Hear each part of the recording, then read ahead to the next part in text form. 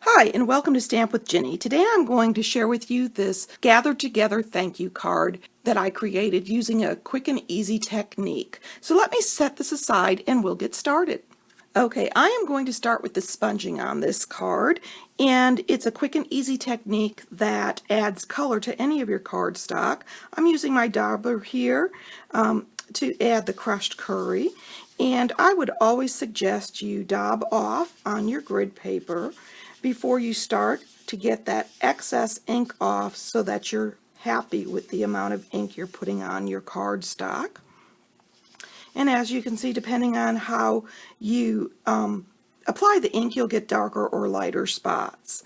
And then I'm going to move on to my terracotta tile, and I'm going to do the same thing. And as you can see, that ink can give you a different feel on a Stampin' Sponge.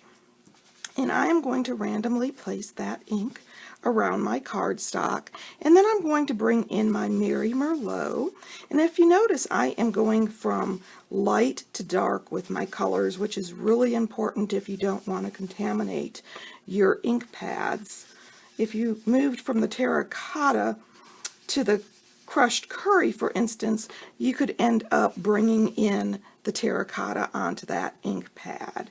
I'm going to finish adding here some more color with the terracotta, and once I've got that done, I can go back, and I do like to take the lighter color at the end and kind of go over and blend if I feel like I need to soften those colors a little bit.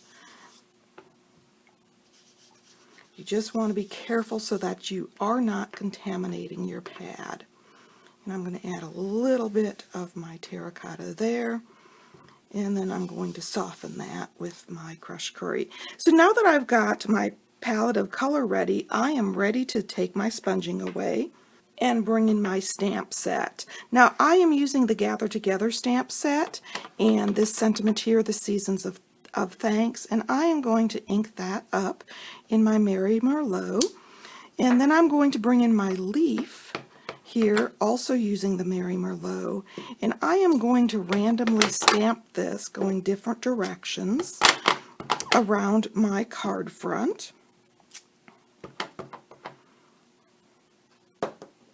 leaving a little bit of space in between those images and finishing it off there. And then I'm going to bring in this speckle dot image here with my terracotta, and I am going to scatter that around my images, just adding a little pop of color in between.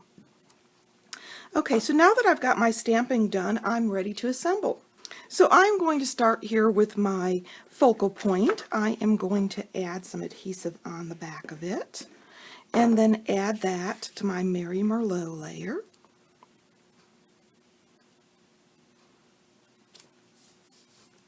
I'm going to flip that over and add some Stampin' Dimensionals around the outside edge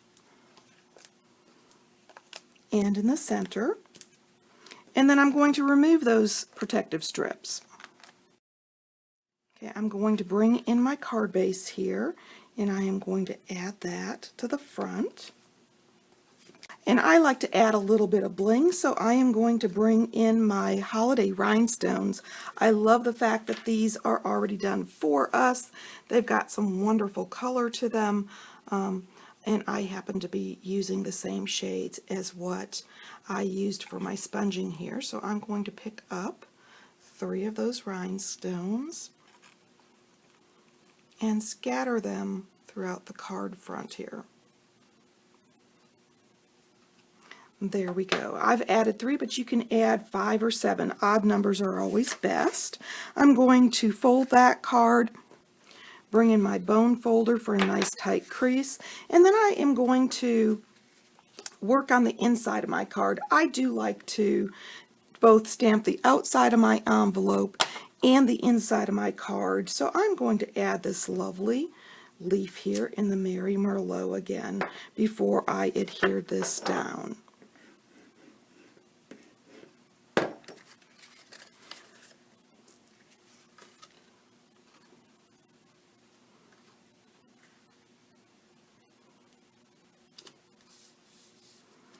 There we go. So let me bring in the original again. If you'd like any of these products, feel free to stop by my online store. You can get there from my blog, Stamp with Jini.